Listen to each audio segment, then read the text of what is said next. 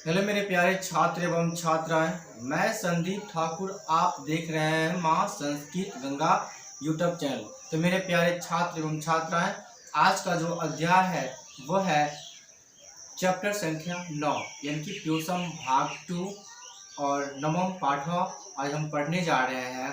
और उस चैप्टर का नाम है स्वामी दयानंद। स्वामी दयानंद के बारे में हम पूरी तरह से अध्ययन करेंगे। अगर आप मैट्रिक यानी कि बिहार बोर्ड की एग्जाम की तैयारी कर रहे हैं तो ये चैनल आपके लिए बहुत ही परफेक्ट है। अंत तक बने रहें। अगर जो भी तरह का दिक्कत हो या डाउट हो तो आप नीचे में कमेंट करके पूछ सकते हैं या आप बता सकते हैं। तो मेरे प्यारे छात्र एवं छात्र हैं, चलिए समय को ना गवाते हुए चलिए मैं स्टार्ट करते हैं। हम पढ़ेंगे आज नवम पाठ यानी कि स्वामी दयानंद के बारे में पढ़ेंगे, ठीक है। तो चलिए इसी बारे में अध्ययन करेंगे आज पूरी तरह से।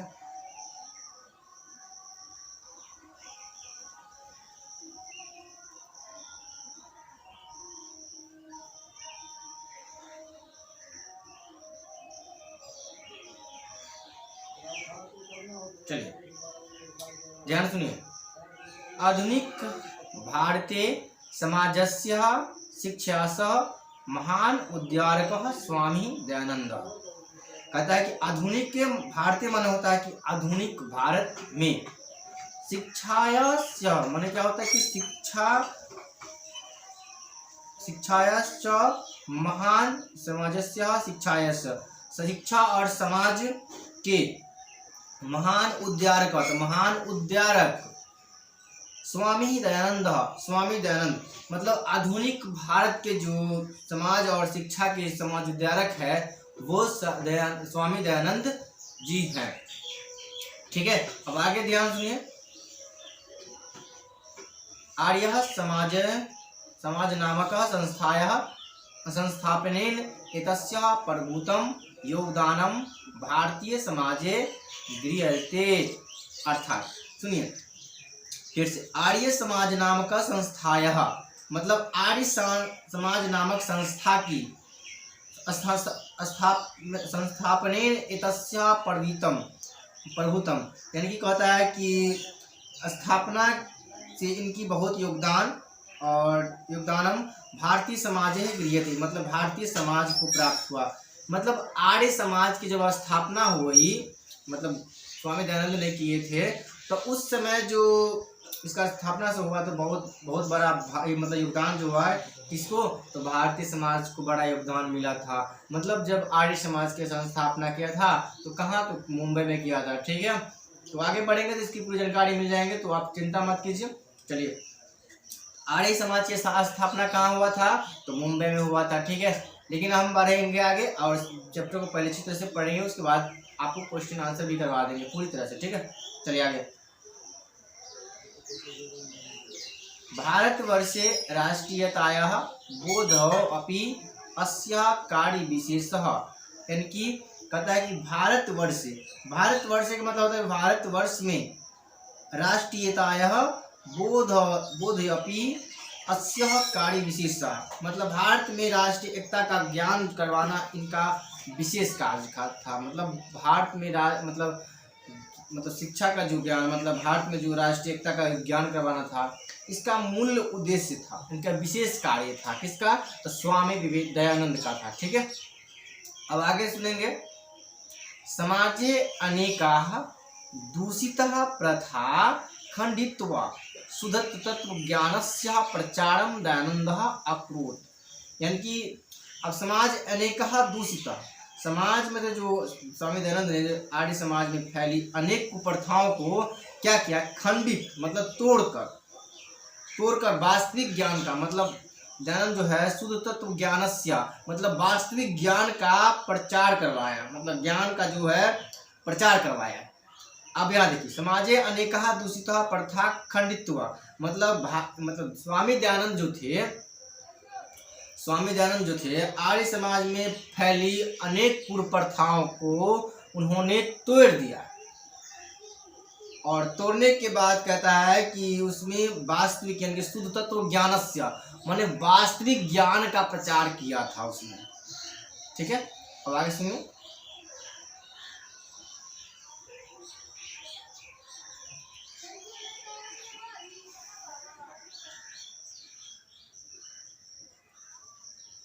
अयं पाठ स्वामिनो दयानन्दस्य परिचयं तस्य समाजोद्धारणे योगदानं च निरूपयति। अर्थात कहता है कि अयम पाठ मतलब इस पाठ में, यह पाठ में स्वामिनो दयानन्दस्य मतलब स्वामी दयानंद का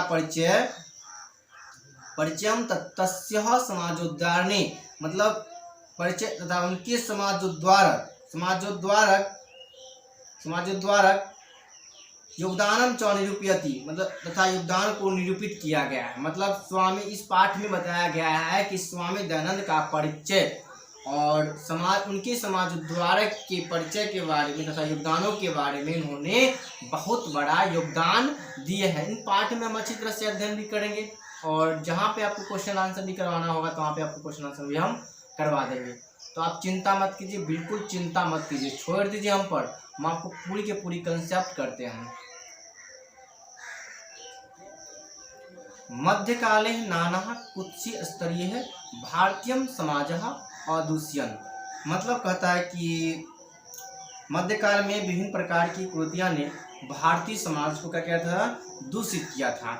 मतलब मध्यकाल नाना कुत्सीय भारतीय समाज अदूष्यन मतलब मध्यकाल में जो भारतीय समाज को क्या कहता है, कुरीतियां ने भारतीय समाज को दूषित कर दिया था।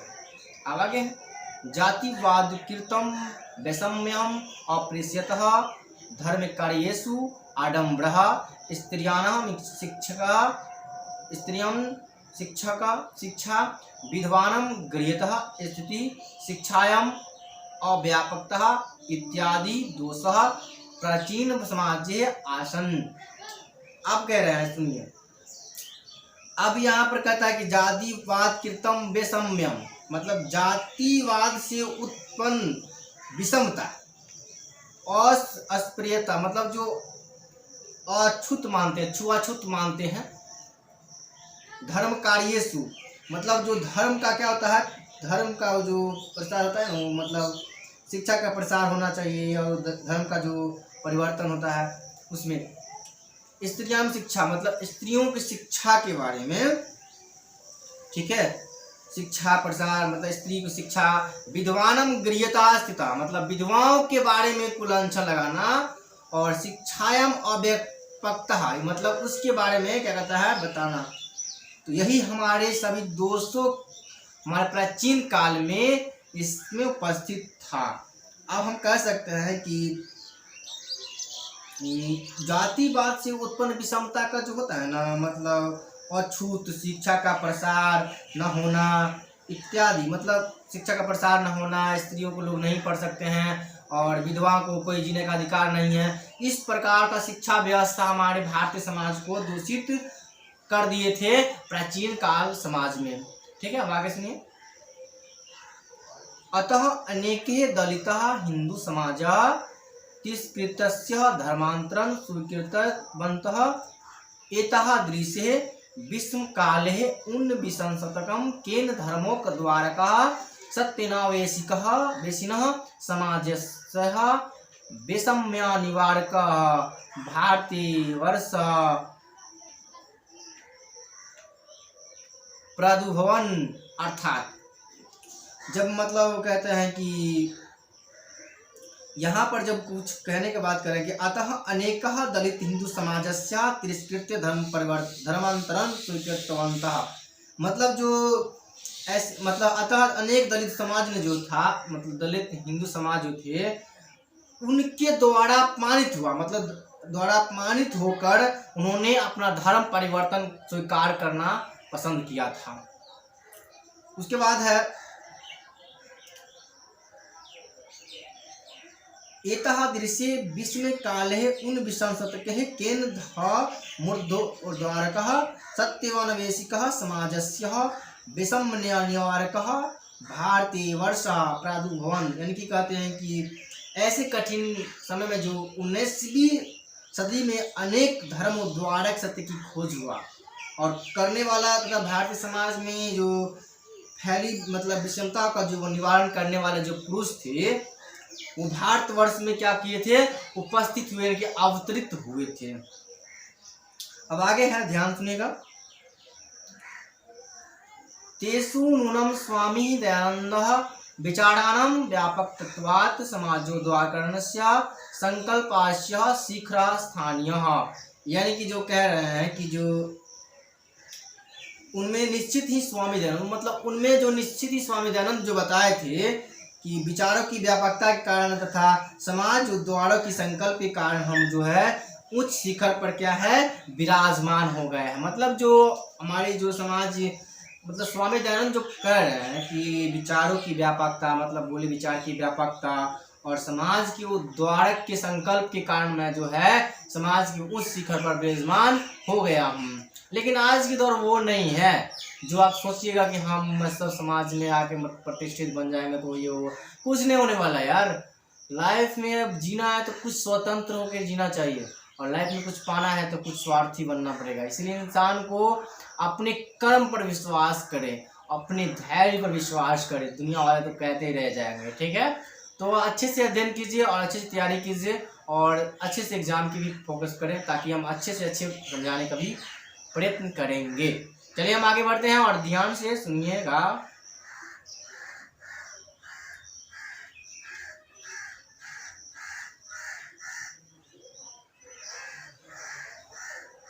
स्वामिनः जन्म गुजरात प्रदेशस्य टंकार नामके ग्रामे 1824 ईस्वी वर्षे अभवत् वर्षे भूतः। इनकी जो कहता है कि मतलब आर्य समाज का जो स्वामिनः जन्म गुजरात प्रदेशस्य, मतलब जो इसे कह रहा है कि स्वामी दयानंद का जो जन्म हुआ था, स्वामी दयानंद का जो जन्म हुआ था गुजरात के टंकारा नामक ग्राम में, मतलब टंकार नामक ग्राम में इसका जन्म जो हुआ था 1824 में इसका जन्म हुआ था।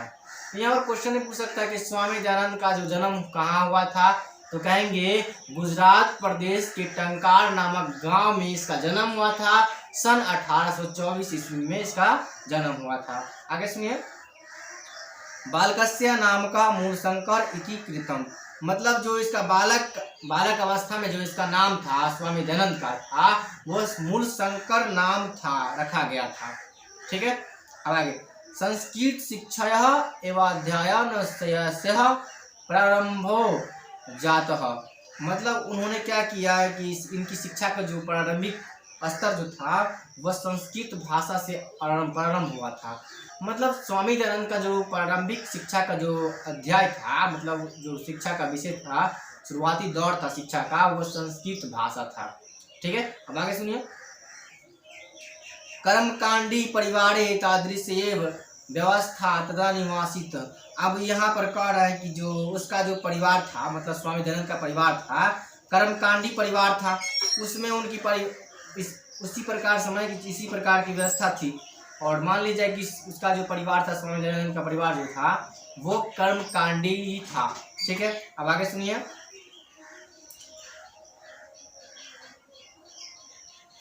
शिवोपासके परिवार मूलशंकरस्य आकृति शिवरात्रि महापर्व उद्बोधका जातम, मतलब स्वामी दयानंद का जो परिवार था शिव उपासक परिवार, यानी कि शिव के उपासक परिवार के लिए जो मूलशंकर के लिए क्या किया गया था, महाशिवरात्रि का पर्व का उद्बोधक किया गया था। मतलब जो उसका जो स्वामी दयानंद का जो परिवार था शिव का उपासक था, यानी कि कहने को ये मिलता है कि वह शिव की बहुत ही बड़ा भक्त था। और यह एक ऐसा बात है कि मूलशंकर के लिए जो महाशिवरात्रि का जो उद्बोधक जो बना यह पर्व बन गया था। तो कहेंगे कि मूलशंकर जो किसके लिए महाशिवरात्रि पर्व का उद्बोधक बन गया था, तो मूलशंकर के लिए, यानी कि कहने को मिलता है यहाँ पे स्वामी दयानंद के लिए, ठीक है। तो स्वामी दयानंद का बचपन का नाम क्या था, मूलशंकर, ठीक है। अब आगे सुनिए।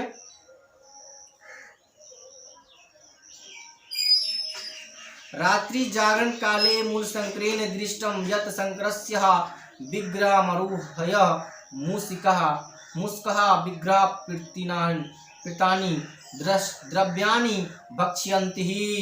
आप सुनिए। जब मान लीजिए कि रात्रि जागरण के समय हुआ तो मूलशंकर ने देखा कि अब मतलब शंकर जी की मूर्ति पर जो प्रसाद चढ़ाए गए थे, तो उस पर चढ़ाए गए मूर्ति पर जो प्रसाद है और उस चढ़ाए गए मूर्ति पर प्रसाद जो है वो चूहा मूर्ति पर चढ़ गई, और चढ़ने के बाद वो क्या किया, उस उस पर जितना भी चढ़ाए गए थे मतलब प्रसाद, उसको चूहा जो है वो खा रहा था। ठीक है, तो कहते हैं यहाँ पे रात्रि जागरण काले मूल संग्रह निर्दिष्टम यद संग्रह्य विग्रह मरुहय मूषकः विग्रहात् पीड़ितानि द्रव्याणि वक्ष्यन्ते। अर्थात रात्रि जागरण के जो समय था, मूल शंकर ने देखा कि मतलब भगवान पे चढ़ाए मतलब जो शिव शंकर पर चढ़ाए गए प्रसाद को चूहा जो है खुदुक फुदुक करके खा रहा है। अब उसके मन में से अभी यहीं से उसका मन में से प्रश्न उत्पन्न हो रहा है कि अगर भगवान होता तो कहीं ना कहीं इसकी रोक सकता था, लेकिन इन्होंने के मन में छल कपट थोड़ा स्टार्ट हो गया। चलिए देखते हैं क्या है छल कपट।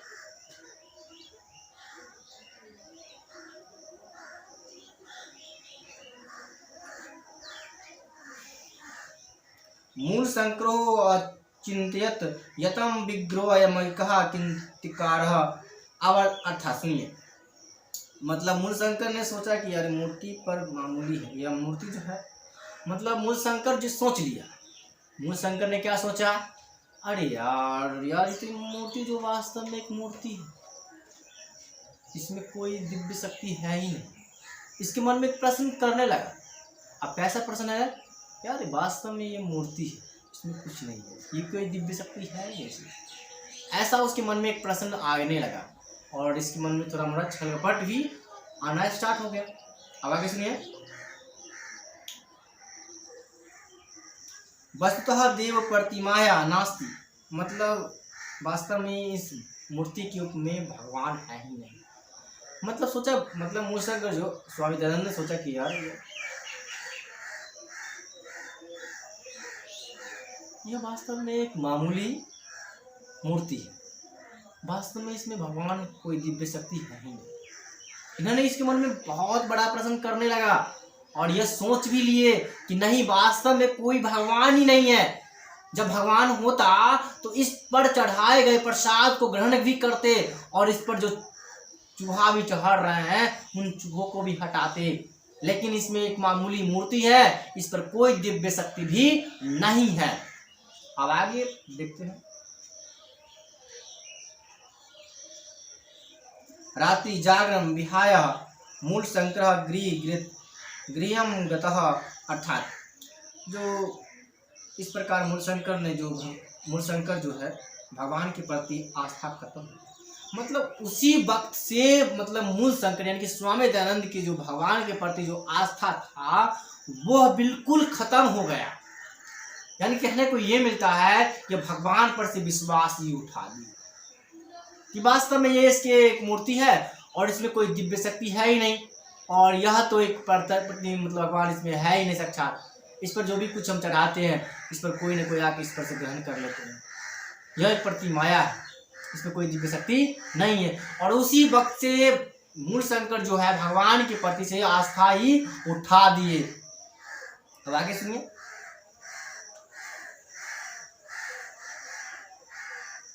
ततः एव मूल शंकरस्य मूर्ति पूजा प्रति अनास्था जातः वर्ष द्वयान्तरे एवं तस्य प्रियाया स्वनिर्धनः जातः। आप सुनिए, इस प्रकार मूल शंकर जो भगवान के प्रति जो आस्था खत्म हुई तो उसके 2 वर्ष बाद उनके प्रिय बहन की मृत्यु भी हो गई। मतलब जब भगवान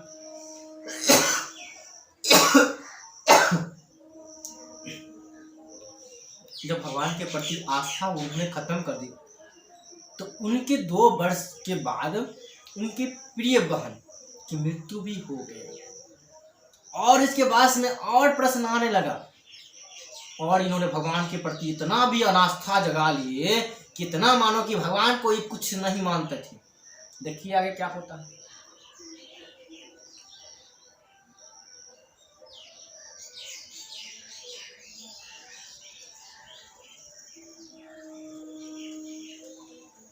वर्षा द्वयान्तरहु एव तस्य प्रियाय स्वनिर्धनः जातः। मतलब जब 2 वर्ष के बाद जो उनकी प्रिय बहन की मृत्यु हो गया थी ततः मूल शंकर वैराग्य भाव समागतः। मतलब तब जाके मूल शंकर ने एक वैराग्य का रूप धारण कर लिया। उसी वक्त से उनके मन में जो मूल शंकर के मन में जो वैराग्य की भावना जाग गए। मतलब उन्होंने देखा कि यार मूर्ति पर चढ़ाए गए प्रसाद को चूहा फुदक फुदक कर खा रहा, और ये भी सोचा कि यार ये वास्तव में कोई भगवान है ही नहीं, ये एक मामूली मूर्ति है। उसके मन से जो है भगवान के प्रति जो आस्था था वो उन्होंने खत्म कर लिया। फिर उनके बाद क्या हुआ कि 2 वर्ष के बाद उनकी प्रिय बहन जो थी उनकी मृत्यु हो गई, और उन्होंने तब मन में सोचा कि नहीं, हमें आप वैराग्य की भावना उसके मन में जागने लगा। अब आगे सुनिए।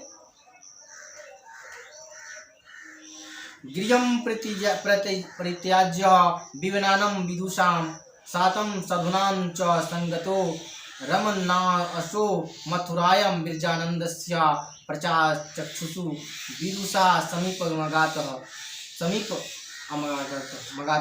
मगमतः। अर्थात अब यहाँ पर सुनिए क्या कह रहा है कि जब गृहं परित्याज्य विवनानं विदुषां, तब मतलब उन्होंने क्या किया कि घर को छोड़ने का एक प्रयत्न ले लिया, और घर को छोड़ने से उन्होंने क्या किया, अनेक विद्वानों से मिले। मतलब विविनानं विदुषां संतः साधूनां च संगतो, मतलब उन्होंने अनेक विद्वान साधु संतों की संगति। अब यहाँ पर है रमन्नानुअसो मथुरायां विरजानन्दस्य, और यहाँ पे उन्होंने क्या किए, रमन करता हुआ ज्ञानी दृष्टि वाले जो महान विद्वान जो थे विरजानंद के पास उन्होंने क्या किया, पहुंच गए। मतलब जब मूलशंकर जो घर को छोड़ दिए ना, तब जाके उन्होंने अनेक विद्वानों साधु संतों की संगति में रमन करता हुआ कहाँ, ज्ञान दृष्टि वाले महान विद्वान स्वामी विरजानंद के पास उन्होंने पहुंच गए। अब वहीं से उसका कर्म कांड और ध्यान कांड सब कुछ स्टार्ट होता है।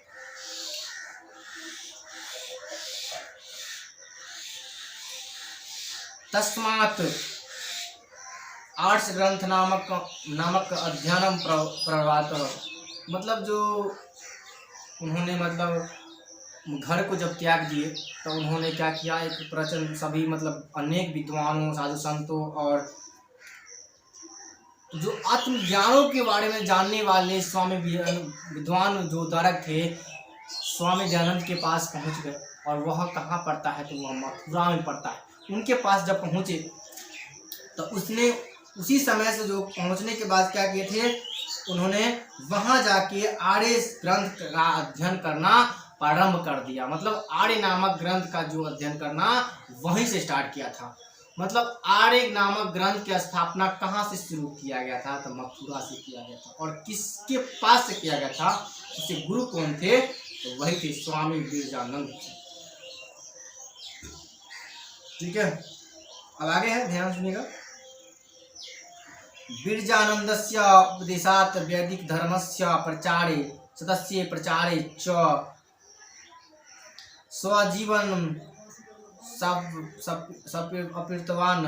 और इनकी जो उन्होंने क्या किया, विरजानंद के उपदेश से मतलब उपदेश से वैदिक धर्म के तथा सत्य के प्रचार में अपने पूरा जीवन को क्या किया था, समर्पित कर दिया था। मतलब उन्होंने कहता है कि विरजानंदस्य उपदेशात् वैदिक धर्मस्य प्रचारे सतस्य प्रचारे च स्वजीवनम आसितवान। अर्थात उन्होंने मतलब स्वामी विरजानंद के उपदेश से उन्होंने क्या किया, वैदिक धर्मस्य प्रचारे को, सत्य के प्रचार में उन्होंने पूरा जीवन को क्या किया था, उन्होंने समर्पित कर दिया था आर्य समाज ग्रंथ की। ठीक है, अब आगे सुनिए क्या कह रहे हैं। यत्र तत्र धर्मांडरानम खंडनमपि चकार, यानी कि उन्होंने क्या किया, अनेक खंडित द्वारा जो परास्त होकर उन्होंने क्या किया था, वहाँ के मतलब यहाँ वहाँ के क्या करा कि यत्र तत्र यहाँ वहाँ के धर्मांडरानम, यानी कि धर्म के अंडाम्बरों का खंडनमपि स्वचकार, इनकी उन्होंने खंडन भी कर दिया। मतलब जो यहाँ वहाँ के जो धर्म के अंडाम्बरों जो था उनको खंडित भी कर दिए थे। कौन, तो स्वामी दयानंद ने किए थे। अब आगे है, अनेके पंडितः तेन पराजितः तस्या मतः च दीक्षितः। उन्होंने अनेक पंडित द्वारा परास्त होकर उनके मत में क्या किया था, दीक्षित हो गया। मतलब उन्होंने क्या किया था, अनेक पंडित तेन पराजितः तस्या मते च दीक्षिता, इनके अनेक पंडित के मतों को परास्त किया और उन्होंने उनके मन में एक दीक्षित प्रकट हो गया। अब आगे सुनिएगा, बहुत ही अच्छा टॉपिक है।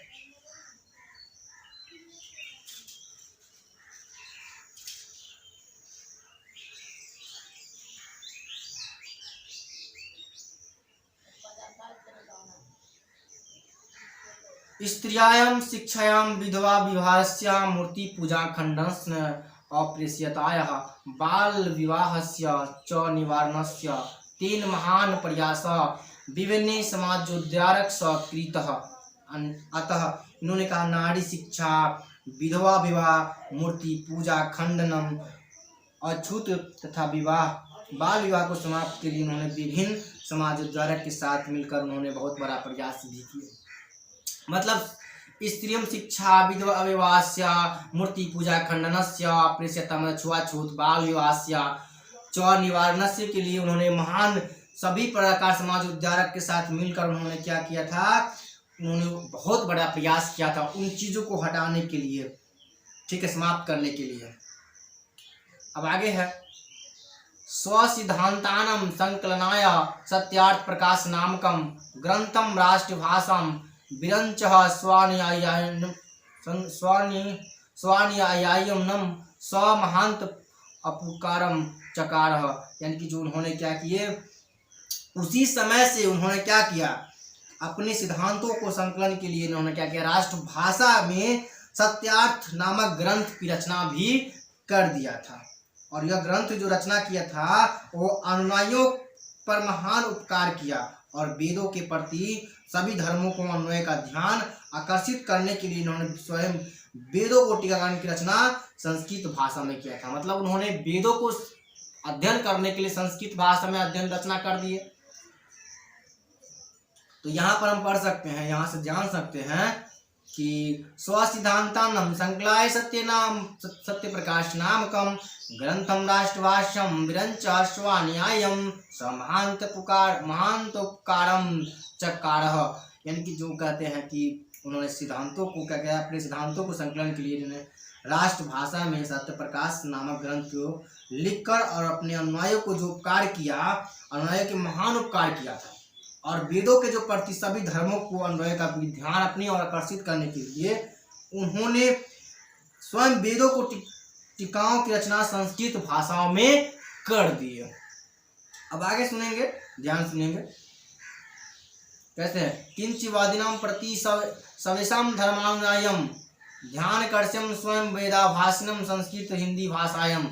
मतलब उन्होंने सभी को अपनी ओर आकर्षित करने के लिए, धर्मों को आकर्षित करने के लिए, ध्यान को आकर्षित करने के लिए स्वयं वेदों को टीकाओं के लिए हिंदी संस्कृत भाषा में क्या किया था, पूरी की पूरी रचदार मतलब लिख दिया। अब आगे है, प्राचीन शिक्षायां दोषानम दर्शयत्वः नवीनम शिक्षां पद्धतिमास दर्शयत। उन्होंने क्या किया, प्राचीन काल में जो प्राचीन शिक्षा पद्धति में जो दोष दिखाकर नवीन शिक्षा पद्धति को उन्होंने दिखलाया। मतलब प्राचीन शिक्षा पद्धति में जो उन्होंने क्या किया, मतलब दोष को दिखाकर शिक्षा पद्धति को उन्होंने क्या किया था, अपना लिया और दिखाया कि हमें शिक्षा की प्रस्त होना चाहिए और इसी से हमें लोग आगे बढ़ सकते हैं, हमारी सब चीज को हटा सकते हैं, हमारी प्रथाओं को समाप्त कर सकते हैं, अनेक विधवा स्त्रियों नारी शिक्षा का प्रावधान भी किया जाएगा। उसी वक्त से उन्होंने आर्य समाज पर इतना जोर डाल दिए कि आज उसका परिणाम जो हमारी संस्कृत सभ्यता भी बनी रहता है। संस्कृति सभ्यता तब तक बनी रहेगी जब तक हम लोग इनकी हर वो दृष्टि को आगे बढ़ाएंगे। इसलिए संस्कृत और दृष्टि को हमें आगे बढ़ाना चाहिए, हमें संस्कृति और सभ्यता को नहीं भूलनी चाहिए। यही हमारा कर्तव्य निष्ठ है और यह कर्तव्य है। आगे सुनिए, स्वयं सिद्धांतानां क्रयान्वयनम 1875 ईस्वी वर्षे मुंबई नगरे आर्य समाजन संस्थापना कृत्वा अन्वयं कृत्य मूर्ति रूपेण समाजस्य संशोधन उद्देश्यं प्रकटितवान। यानी कि जो कहते हैं कि जो अपने सिद्धांतों को कार्यान्वयन के लिए, मतलब अपने सिद्धांत को आगे बढ़ाने के लिए उन्होंने 1875 ईस्वी में मुंबई में जो आर्य समाज नामक जो संस्था था उनकी संस्थापना करके अनुयायियों के लिए समाज सुधारक का भी उद्देश्य में का मूर्ति रूप के रूप में प्रकट कर दिया। मतलब उन्होंने, कहेंगे क्वेश्चन यहाँ पर पूछ सकता है कि आर्य समाज की स्थापना कब और कहाँ किया गया था, तो आपको जानकारी होना चाहिए 1875 ईस्वी में मुंबई में हुआ था। और यह किसने करवाया था, तो यह करवाए थे स्वामी दयानंद ने करवाया। या सर कह सकते हैं कि मूलशंकर ने करवाया था, क्योंकि उनका बचपन का नाम ही मूलशंकर है। अगर मान लीजिए क्वेश्चन में मतलब ऑप्शन में दे दिएगा मूलशंकर और यहाँ पर स्वामी दयानंद नहीं दिएगा, तो वहाँ पे कंफ्यूज मत हो जाएगा, क्योंकि स्वामी दयानंद के बचपन का नाम ही मूलशंकर है। ठीक है बचवा, चलिए आगे बढ़ते हैं। उन्होंने आर्य समाज की स्थापना किया था अपने सभी अनुयायियों को अपनी ओर आकर्षित करने के लिए सन 1875 ईस्वी में किया था, और वर्ष था वो मुंबई नगरी में किया था। आर्य समाज संस्था या संस्थापना कृत्वा, मतलब आर्य समाज की संस्थापना अनुयायी कीर्ति मूर्ति रूपेण समाजे संशोधन उद्देश्यम प्रकटवान, यानी कि उन्होंने अनुयायी कीर्ति जो अपनी और मूर्ति रूप में क्या किया था, प्रकट किया था। ठीक है, अब आगे सुनिएगा।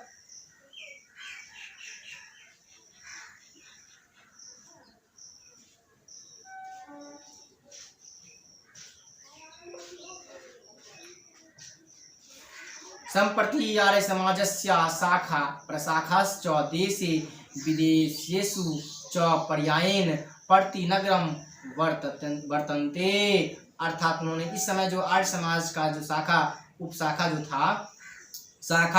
जो था देश विदेश के सभी मुख्य नगर में भी था। मतलब आर्य समाज, मतलब उस समय जो था, मतलब आर्य समाज की जो शाखा था ना, देश विदेश उस शाखा उपशाखा सभी जगह क्या किया था, मुख्य नगरों में भी था। अब आगे सुनिए।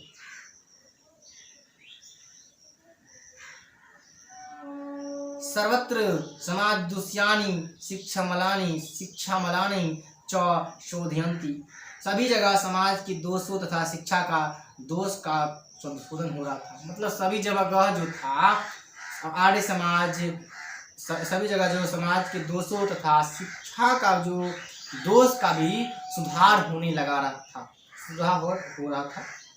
ठीक है, अब आगे। शिक्षा पद्धतु गुरुकुल्यानम DAV दयानंद एंग्लो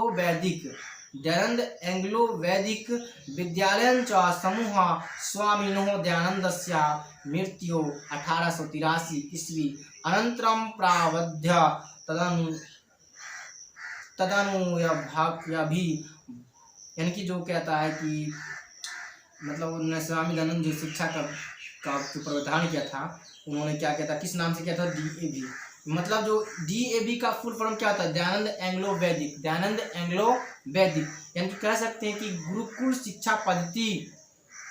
दयानंद ने किस गुरुकुल की स्थापना किया था, तो DAV, यानी कि दयानंद एंग्लो वैदिक नाम से गुरुकुल की संस्थापना किया।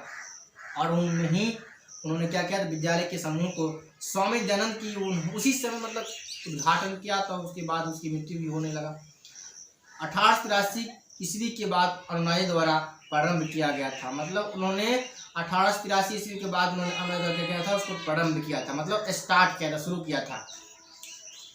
मतलब मृत्यु के समय में उनकी मतलब पहले कार्यक्रम हो गया था 1883 में, और उनके बाद उनकी निधन भी हो गया था। ठीक है, यहाँ पर कह सकते हैं कि गुरुकुल शिक्षा पद्धति, मतलब गुरुकुल शिक्षा पद्धति के अनुसार जो है DAV नामक दयानंद एंग्लो वैदिक विद्यालय के जो समूह का जो स्वामी दयानंद जो था, उनकी मृत्यु कब हुआ था, 1883 में। और उनके बाद उनके अनुयायी द्वारा जो DAV नामक जो गुरुकुल था, उनका प्रारंभ स्टार्ट हो गया था। उनकी मृत्यु के समय में ही स्टार्ट हुआ था। मृत्यु के बाद मतलब उद्घाटन हुआ, उनके बाद शायद मृत्यु भी हो गया था। ठीक है, अब आगे है। वर्तमान शिक्षा पद्धतियों समाजस्य परिवर्तने च दयानन्दस्य आर्य समाजस्य च योगदानं सदा स्मरणीयम् अस्ति। मतलब जो कहते हैं कि आर्य समाज में वर्तमान में जो समाज में चल रहा है, वर्तमान में समाज में वर्तमान जो शिक्षा पद्धति का जो परिवर्तन है, स्वामी दयानंद और आर्य समाज का योगदान सदा ही स्मरणीय के लिए योग्य होता है। मतलब आधुनिक दौर में जो अभी जो चल रहा है, वर्तमान में चल रहा है, आर्य समाज और स्वामी दयानंद के बारे में ही जिक्र करेंगे। जब भी हमारी संस्कृति और सभ्यता की जब भी बात आएंगे तो स्वामी दयानंद के बारे में अवश्य चर्चा करेंगे, क्योंकि इन्होंने शिक्षा पद्धति की शुरुआत तभी किए थे जब हमारी संस्कृति और सभ्यता पीछे की ओर जा रहा था, और उन्होंने मतलब स्वीकार किया और उन्होंने धर्म परिवर्तन करके उन्होंने पूरे इतिहास को ही चेंज कर दिया।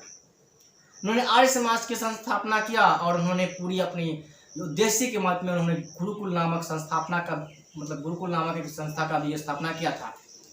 और उन्होंने आर्य समाज का जो सन 1875 ईस्वी में इसका स्थापना हुआ था और मुंबई नगर में हुआ था।